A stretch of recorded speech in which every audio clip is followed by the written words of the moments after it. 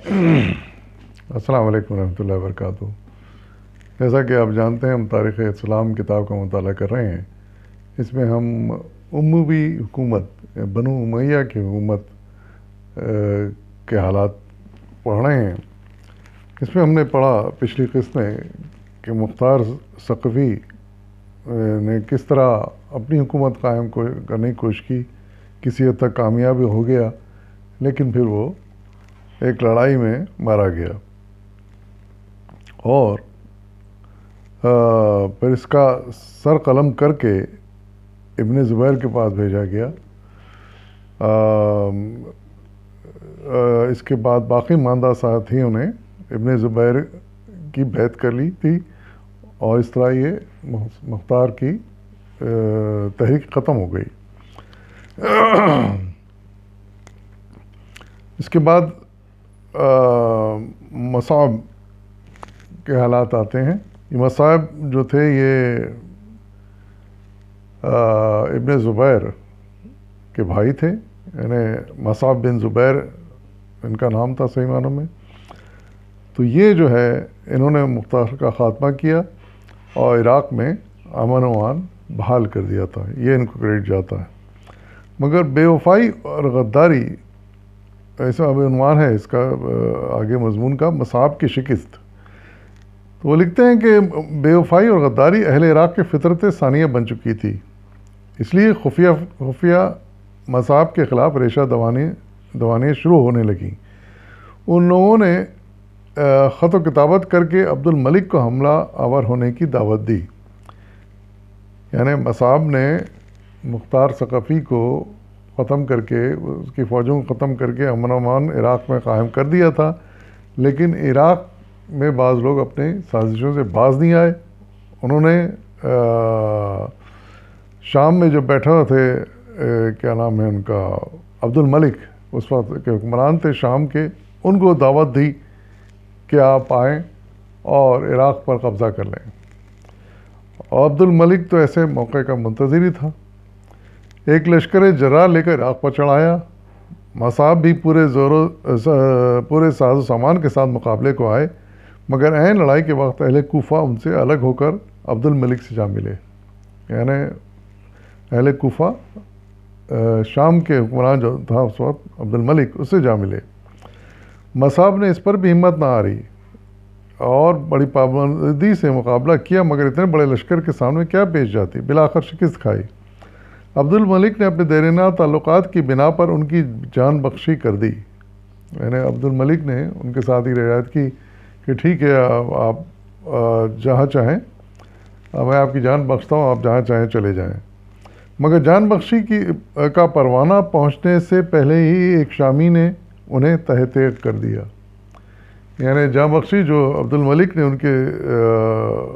ان کو دی، اس کا پیغام ان تک پہنچنے سے پہلے ہی، وہاں کی فوجوں کو پہنچنے سے پہلے ہی ایک شامی نے ان کو تلوار سے قتل کر دیا اور سر قلم کر کے عبد الملک کے پاس لے گیا، یعنی وہ اپنا نمبر بنانے کے چکر میں کسی شامی نے ان کو قتل کیا اور ان کا سر کاٹ کر عبد الملک کے پاس، یعنی حکمران شام کے پاس لے گیا ہو۔ یہاں کچھ چند جملے مورخ اسلام علامہ مسعودی نے لکھے ہیں ان حالات پر، بڑے مختصر الفاظ میں انہوں نے اس کا احاطہ کیا ہے ان حالات کا، جس کے پڑھ کر رونگٹے کھڑے ہو جاتے ہیں۔ مورخ اسلام علامہ مسعودی لکھتے ہیں کہ جب یہ سر کوفہ کے قصر الامارات میں عبد الملک کے سامنے لایا گیا تو کوفہ کے ایک معمر بزرگ نے آہ سرد کھینچ کر کہا، ٹھنڈی آہ مطلب بھر کے کہا کہ دنیا عجب دار المکافات ہے۔ اسی قصر میں، یعنی اسی محل میں، ابن زیاد کے سامنے امام حسین کا سر کاٹ کے لایا گیا تھا، پھر یہیں ابن زیاد کا سر مختار کے سامنے پیش کیا گیا، یعنی اس وقت جب مختار حکومت میں تھا، اس کے سامنے ابن زیاد کا سر کاٹ کے پیش کیا گیا، پھر اسی جگہ مختار کا سر مصعب کے سامنے آیا، یعنی پھر اسی محل میں کیا ہوا، جب مصعب حکمران بن گیا تھا تو اس مختار کا سر کاٹ کے مصعب کے سامنے پیش کیا گیا، اور یہیں مصعب کا سر آپ کے سامنے رکھا ہوا ہے، اور پھر اس کے بعد مصعب کو کبھی قتل کر دیا گیا، جیسے اوپر ذکر آیا ایک شامی نے ان کو قتل کر دیا اور ان کا سر کاٹ کے ان کے عبد الملک کے سامنے پیش کر دیا۔ عبد الملک نے یہ سنا تو کچھ سوچ کر لرز گیا، یعنی اندازہ لائی کہ 4 سر ایک کے بعد دیگرے کچھ عرصے کے بعد کاٹ کر اس محل میں لائے گئے اور اس وقت کے حکمران کے سامنے پیش کیے گئے۔ کس قدر یعنی اندوہناک یہ واقعات تھے، ایک تو قتل کر دینا، پھر اوپر سے فخریہ ان کا سر کاٹ کر جو ہے نا سامنے لے آنا وقت کے حکمران کے سامنے۔ کیا امام حسین، اس کے بعد ابن زیاد، پھر اس کے بعد مختار، پھر اس کے بعد مصعب، یعنی ایک کے بعد دیگرے، تو وہ الفاظ ہیں ان کے کہ عبد الملک نے جب وہ بزرگ یعنی علامہ مسعودی کی بات سنی تو وہ کانپ گئے اور فوراً حکم دیا کہ اس عمارت کو منہدم کر دیا جائے، یعنی منحوس محل ہے، اس میں اس طرح ایک کے بعد دیگر سروں کو قلم کیا گیا اور لا کے رکھا گیا، تو انہوں نے حکم دیا کہ اس محل کو اٹھا دو، ختم کر دو۔ ظاہر ہے کہ انسان کہاں تک برداشت کر سکتا ہے۔ مصعب کی شکست سے عراق پر بنو امیہ کا قبضہ ہو گیا اور عبداللہ بن زبیر کے پاس صرف حجاز باقی رہ گیا، یعنی مصعب کی جو بن زبیر، جو عبداللہ زبیر کے بھائی تھے بن زبیر کے، ان کی شکست کے بعد عراق پر، شام پہ تو تھا ہی، ان کا عراق پر بھی بنو امیہ کا قبضہ ہو گیا اور صرف حجاز کا کچھ علاقہ باقی رہ گیا تھا، مکہ مدینہ کا۔ محاصرہ مکہ اور اہل حجاز کی بیعت۔ عراق ہاتھ سے نکلنے کے بعد عبداللہ بن زبیر رضی اللہ عنہ کی طاقت بالکل کمزور ہو گئی۔ عبد الملک نے اپنے خاص معتمد خاص حجاج بن یوسف کو فتح مکہ کرنے پر روانہ کیا، یعنی عبد الملک جو بنو امیہ کا حکمران تھا وہ ان کو ابھی بھی چین نہیں آیا، انہوں نے ایک اور جنگجو حجاج بن یوسف کو مکہ فتح کرنے پر مامور کیا، بھیجا، روانہ کیا فوج کے ساتھ۔ حجاج اپنے ٹڈی دل لشکر کے ساتھ چڑھایا، ابن زبیر رضی اللہ عنہ میں تاب و مقاوت نہ تھی، اس لیے حرم میں پناہ گزیں ہوئے۔ حجاج نے مکے کا محاصرہ کر لیا اور کئی ماہ تک سنگباری جاری رہی۔ محاصرے کی طوالت سے اہل شہر گھبرا گئے اور حجاج کی پناہ میں آنے لگے، یہاں تک کہ مکہ میں صرف تھوڑی سی فوج باقی رہ گئی۔ حضرت عبداللہ بن زبیر بالآخر اپنی مٹھی بھر جان نثاروں کے ساتھ مقابلے کو نکلے اور بہادری سے لڑتے ہوئے جان دے دی۔ ظالم حجاج نے ان کی ناش کو 3 دن تک سولی پر لٹکائے رکھا۔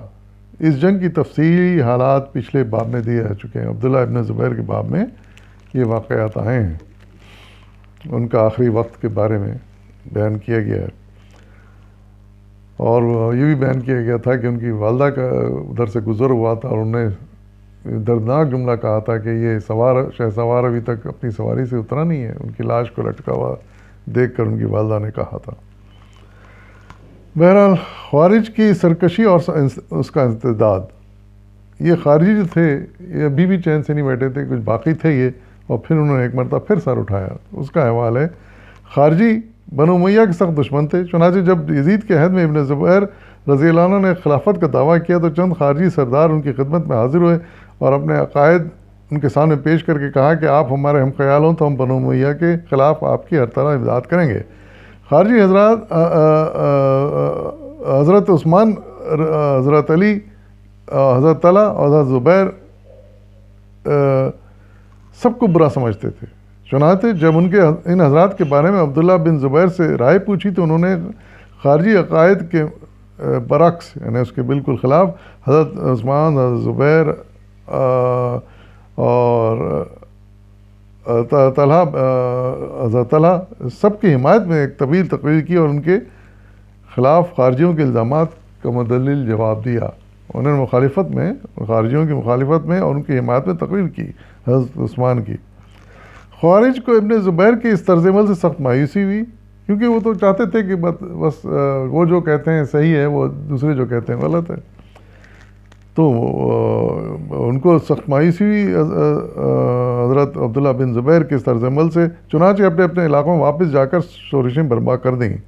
فارس اور عراق ان لوگوں کے دو بڑے مرکز تھے. فارس کے ایک خارجی سردار نافع بن ازرق نے اہواز سے خلیفہ کے عامل کو نکال کر خود قبضہ کر لیا اور آس پاس کے شہروں کو فتح کرتا ہوا بصرہ تک آ پہنچا. اہل بصرہ نے 10,000 فوج کے ساتھ مقابلہ کیا مگر شکست کھائی. اس ہزیمت سے اہل بصرہ میں سراسنگی پھیل گئی. یہ حال دیکھ کر ابن زبیر نے مہاب کو خارجیوں کے استحصال پر مامور کیا. محلب کے پیدر پہ حملوں کی تاب نہ لا کر خارجی پیچھے ہٹتے گئے مگر اہواز پہنچ کر پھر ڈٹ گئے اور ایسے بے جگری سے حملہ آور ہوئے کہ اہل بصرہ کے قدم اکھڑنے لگے. اس حالت میں بھی محلب کمال استقلال کے ساتھ جمے رہے. بصریوں نے ان کی ثابت قدمی دیکھی تو پھر پلٹے اور ایسے زور کا حملہ کیا کہ خارجی میدان چھوڑ کر بھاگ نکلے اور کرمان پہنچ کر دم لیا. انہی ایام میں مصعب مارے گئے اور عراق پر عبد الملک کا قبضہ ہو گیا، جیسے کہ پیچھے بتایا گیا. خارجی بنو امیہ کے خجانی دشمن تھے، چنانچہ تمام تر قوتوں کے ساتھ میدان جنگ میں پھر آ گئے اور عبد الملک نے بھی ان کی استعداد پر پورا زور صرف کر دیا مگر وہ بار بار حکومت سے ٹکراتے رہے. آخر کئی خونریز معرکوں کے بعد ان کا خاتمہ ہوا.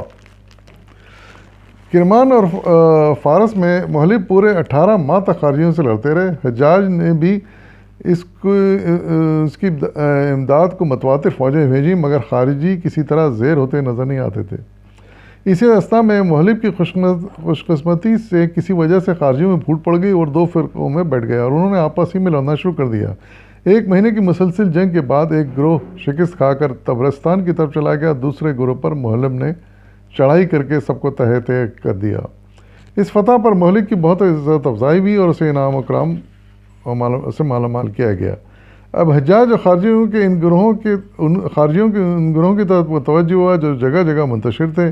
باقی تمام فرقوں کا خاتمہ کر دیا. ایک گروہ جس کا سردار شبیب تھا کس طرح قابو میں نہ آتا تھا. ان کی تعداد صرف 1000 تھی مگر کوئی فوج انہیں زیر نہ کر سکی. ان کی جانبازی کا یہ علم تھا کہ ایک دفعہ وہ کوفہ میں بھی گھس آئے اور کئی دن تک وہاں قابض رہے. حجاج نے ان کے مقابلے کی ٹھانی تو وہ خود ہی وہاں سے نکل گئے مگر کسی کو جرات نہیں ہوئی کہ ان کا تعاقب کرتا، یعنی ان کے پیچھے پھر کوئی نہیں گیا. حجاج نے ان کی بے کنی کے لیے 50,000 عراقیوں کا لشکر جرار روانہ کیا مگر اس 1,000 نے 50,000 کو شکست دے کر دوبارہ کوفہ پر قبضہ کر لیا. اسی اثنا میں 4,000 شامیوں کی فوج آ گئی جس نے ان کو گھیرے میں لے لیا اور ایک ایک کر کے سب کو قتل کر دیا. اس طرح خارجیوں کا یہ آخری فرقہ بھی ختم ہو گیا. یعنی اتنی جنگوں کے بعد خارجیوں سے نجات ملی اور ان کو شکست فاش ہوئی اور تب کہیں جا کے ان کا خاتمہ ہوا. یہ خارجی ایسے لوگ تھے جو امیر معاویہ کے بھی مخالف تھے، بنو امیہ کے مخالف تھے، وہ حضرت عثمان، حضرت علی، حضرت حسین کے بھی مخالف تھے. یعنی وہ اپنا ان کا ایک عقیدہ تھا، بس وہ اس پہ ڈٹے ہوئے تھے اور سب کو غلط سمجھتے تھے، اپنے آپ کو صحیح سمجھتے تھے، جس کا انجام یہ ہوا کہ آخر وہ ایک دن ان کو بالکل ختم ہو گئے. تو یہاں تک تھے بنو امیہ کے حالات.